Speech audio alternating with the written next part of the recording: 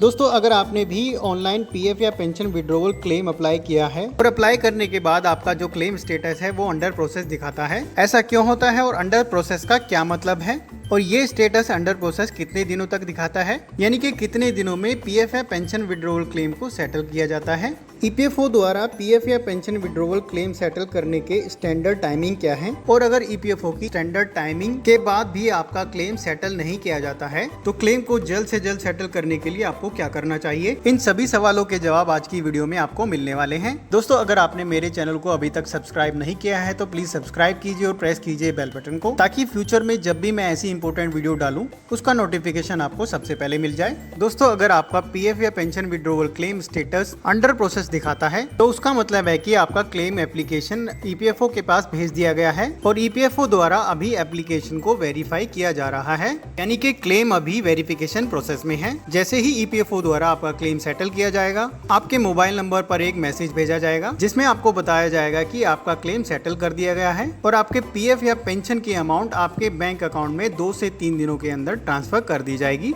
अब बात करते हैं कि आपका जो क्लेम स्टेटस है वो अंडर प्रोसेस कितने दिनों तक दिखाता है, यानी कि ईपीएफओ द्वारा आपके पीएफ या पेंशन विड्रॉवल क्लेम को कितने दिनों में सेटल किया जाता है। दोस्तों, ईपीएफओ द्वारा किसी भी क्लेम को सेटल करने का जो स्टैंडर्ड टाइम होता है वो 3 to 7 वर्किंग डेज होता है और इसके बारे में ईपीएफओ ने अपने पोर्टल पर अपने सिटीजन चार्टर में ऑलमोस्ट सभी तरह के क्लेम को सेटल करने के स्टैंडर्ड टाइमिंग को डिटेल में मेंशन किया है। ईपीएफओ की वेबसाइट पर इस सिटीजन चार्टर का लिंक मैं आपको वीडियो के डिस्क्रिप्शन में भी प्रोवाइड कराऊंगा, वहां से आप डायरेक्ट लिंक पर क्लिक करके इस सिटीजन चार्टर को डाउनलोड कर सकते हैं और ईपीएफओ द्वारा क्लेम को सेटल करने की स्टैंडर्ड टाइमिंग को चेक कर सकते हैं। यहाँ पर जैसे कि आप देख सकते हैं, ईपीएफओ ने बताया है कि फॉर्म 19 यानी कि पीएफ फाइनल विड्रॉवल फॉर्म को 7 वर्किंग डेज में सेटल किया जाता है और पेंशन विड्रॉवल फॉर्म यानी कि 10C को भी 7 वर्किंग डेज में सेटल किया जाता है। यहाँ पर आप देखेंगे ईपीएफओ ने बाकी सभी तरह के क्लेम्स को सेटल करने की टाइमिंग्स को मेंशन किया है, जैसे कि अगर आप पीएफ पेंडेमिक एडवांस विड्रॉवल करते हैं तो उसके लिए 3 वर्किंग डेज का टाइम होता है। पीएफ इनलेस एडवांस विड्रॉवल क्लेम अगर आप करते हैं तो आपका क्लेम 3 वर्किंग डेज में सेटल होता है और अगर आप पार्ट पीएफ विड्रॉवल करते हैं तो यहाँ पर क्लेम सेटल करने का टाइम 7 वर्किंग डेज दिया गया है। पीएफ ट्रांसफर फॉर्म 13 अगर आप क्लेम करते हैं तो उसके लिए भी 7 वर्किंग डेज का टाइम दिया गया है। बाकी और भी क्लेम्स को सेटल करने की टाइमिंग्स को आप यहाँ पर देख सकते हैं। दोस्तों, यूजुअली ईपीएफओ की इन स्टैंडर्ड टाइमिंग्स के भीतर ही ईपीएफओ द्वारा आपका क्लेम सेटल कर दिया जाता है। क्लेम सेटल करने के बाद 2 से 3 दिन आपके बैंक ट्रांसफर में लगते हैं और आपके पीएफ या पेंशन विड्रॉवल का पैसा आपके बैंक अकाउंट में ट्रांसफर कर दिया जाता है। दोस्तों, कभी कभी ईपीएफओ द्वारा किन्हीं कारणों से यहाँ मेंशन की गई स्टैंडर्ड टाइमिंग से भी ज्यादा का समय लग सकता है। इस कंडीशन में मैक्सिमम 20 डेज के भीतर ईपीएफओ द्वारा आपका क्लेम सेटल कर दिया जाता है और आपके बैंक अकाउंट में ट्रांसफर कर दिया जाता है। अगर आपका क्लेम इन 20 दिनों के भीतर भी सेटल नहीं किया जाता है और आपका क्लेम अंडर प्रोसेस ही दिखाता है तो उसके लिए आपको ईपीएफओ के ग्रीवेंस पोर्टल पर एक कंप्लेंट डालनी पड़ती है। दोस्तों, कंप्लेंट डालने के 48 आवर्स के अंदर ही आपका रिप्लाई आ जाता है और या तो आपका क्लेम सेटल कर दिया जाता है और या आपको आपका क्लेम सेटल करने में इतना टाइम क्यों लग रहा है उसका रीजन आपको बताया जाता है। ईपीएफओ के ग्रीवेंस पोर्टल पर डाली गई ग्रीवेंस को क्लोज करने का स्टैंडर्ड टाइम भी 7 वर्किंग डेज होता है। तो चलिए देखते हैं कि ईपीएफओ के ग्रीवेंस पोर्टल पर पीएफ या पेंशन विड्रॉवल से रिलेटेड ऑनलाइन कंप्लेन कैसे करते हैं।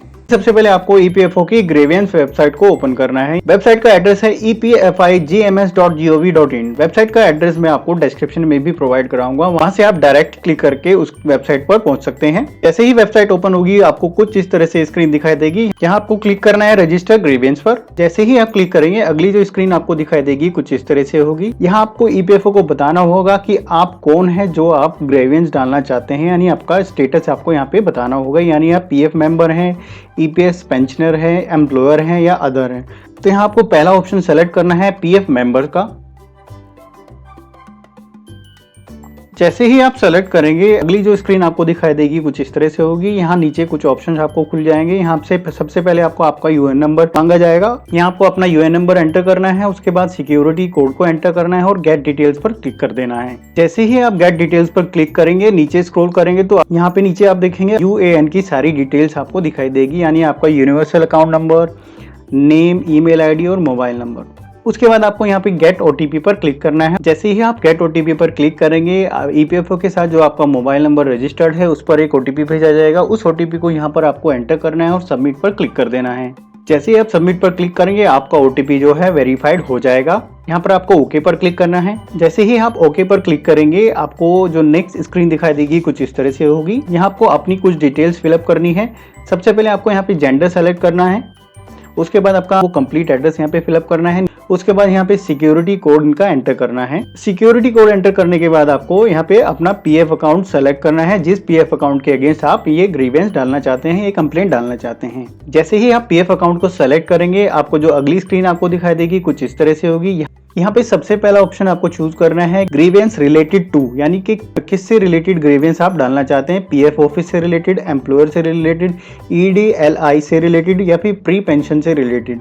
तो यहाँ पे सबसे पहला ऑप्शन यहाँ पे चूज कर लेना है PF ऑफिस। यहाँ पे आप देखेंगे ग्रीवेंस कैटेगरी, यहाँ पे आपको सेलेक्ट करना है कि किससे रिलेटेड आपकी ये ग्रीवेंस है, यानी कि फाइनल PF विड्रॉवल से रिलेटेड ये ग्रीवेंस है, non transfer of PF accumulation से आप ये ग्रीवेंस रिलेटेड है, या फिर कुछ पासबुक रिलेटेड इश्यूज हैं उससे रिलेटेड ये आपकी ग्रीवेंस है। तो यहाँ पे जिससे रिलेटेड आपकी ग्रीवेंस है यहाँ पे सेलेक्ट कर लेना है। जैसे कि आज हम यहाँ पे ग्रीवेंस डाल रहे हैं फाइनल PF विड्रॉवल से रिलेटेड, कि हमारा जो फाइनल PF हमने विड्रॉवल के लिए अप्लाई किया है वो अंडर प्रोसेस दिखा रहा है, हमारा पैसा जो है वो क्रेडिट नहीं हुआ है, हमारा क्लेम जो है वो सेटल नहीं हुआ है, तो उससे रिलेटेड हम ये कंप्लेंट डाल रहे हैं। तो पहला ऑप्शन यहाँ पे चूज कर लेते हैं फाइनल PF विड्रॉवल। यहाँ पर ग्रीवेंस कैटेगरी सेलेक्ट करने के बाद नीचे आप देखेंगे ग्रीवेंस डिस्क्रिप्शन, यहाँ पे आपको अपना डिस्क्रिप्शन टाइप करना है कि किस रीजन से आप ये ग्रीवेंस डालना चाहते हैं। जैसे कि आज हम डाल रहे हैं कि हमने PF अपना क्लेम किया है पर वो बहुत दिनों से अंडर प्रोसेस दिखा रहा है, हमारा सेटल नहीं हुआ है। तो उसके लिए यहाँ पे मैंने यहाँ पे टाइप किया है, dear sir I have applied my full PF claim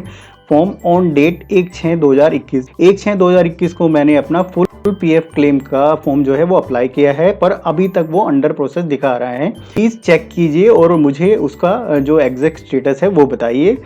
मुझे मेरे पैसों की बहुत ज़रूरत है और मैं आपसे रिक्वेस्ट करता हूं कि मेरा जो PF क्लेम है वो जल्दी से सेटल किया जाए और मेरा पैसा जो है वो जल्द से जल्द मेरे बैंक अकाउंट में ट्रांसफ़र कर दिया जाए। डिस्क्रिप्शन टाइप करने के बाद हम नीचे देखेंगे अपलोड डॉक्यूमेंट इफ एनी। यहाँ पे अगर आपको कोई डॉक्यूमेंट अपलोड करना है, जो कि इस केस में हमें कोई डॉक्यूमेंट अपलोड नहीं करना है, इसमें बहुत सारी ऐसी ग्रीवेंस है जिसमें हमें डॉक्यूमेंट्स को अपलोड करना पड़ता है, तो फिलहाल के लिए इसको हम छोड़ देते हैं। उसके बाद आपको नीचे ऐड पर क्लिक करना है। जैसे ही आप ऐड पर क्लिक करेंगे अगली जो स्क्रीन आपको दिखाई देगी कुछ इस तरह से होगी। यहाँ पर आपको सबमिट पर क्लिक करना है। जैसे ही आप सबमिट पर क्लिक करेंगे आपकी जो ग्रीवेंस है वो आपकी लॉन्च हो जाएगी, यानी कि सक्सेसफुली सबमिट हो जाएगी और आपको एक रजिस्ट्रेशन नंबर दिया जाएगा। इस रजिस्ट्रेशन नंबर की सहायता से आप फ्यूचर में अपनी ग्रीवेंस का स्टेटस भी चेक कर सकते हैं। अपनी ग्रीवेंस का स्टेटस चेक करने के लिए फिर से आपको होम पेज पर जाना है और ऊपर क्लिक करना है व्यू स्टेटस पर। जैसे ही आप व्यू स्टेटस पर क्लिक करेंगे यहाँ आपको व्यू स्टेटस फॉर्म फिलअप करना है, यानी आपका जो रजिस्ट्रेशन नंबर है, जो आपका ग्रीवेंस एक्नॉलेजमेंट नंबर है, वो आपको सबसे पहले यहाँ पर फिलअप करना है। ग्रीवेंस पासवर्ड यहाँ पे आपको अगर पहले यानी इनका जो पुराना वर्जन था, ग्रीवेंस पोर्टल था, वहाँ पर आपने कोई जो पासवर्ड क्रिएट किया है तो वो पासवर्ड यहाँ पे आप डाल सकते हैं, या फिर आप मोबाइल नंबर नीचे आप डाल सकते हैं, आपका जो रजिस्टर्ड मोबाइल नंबर है। उसके बाद यहाँ पर सिक्योरिटी कोड एंटर करना है और सबमिट पर क्लिक कर देना है।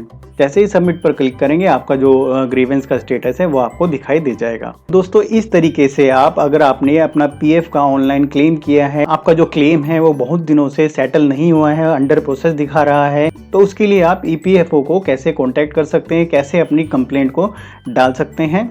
दोस्तों EPFO ग्रीवेंस पोर्टल पर कंप्लेंट डालने के लगभग 7 वर्किंग डेज में आपका जो कंप्लेंट है वो प्रोसेस कर दिया जाता है, वो रिजोल्व कर दिया जाता है और आपका पैसा जो है आपके अकाउंट में ट्रांसफर कर दिया जाता है। दोस्तों वीडियो अच्छी लगी है तो प्लीज लाइक और अपने दोस्तों के साथ शेयर जरूर कीजिएगा, और अगर कोई क्वेरी है तो कमेंट बॉक्स में लिख के आप पूछ सकते हैं। अभी के लिए धन्यवाद, अगली वीडियो के साथ फिर से मिलेंगे। All the best.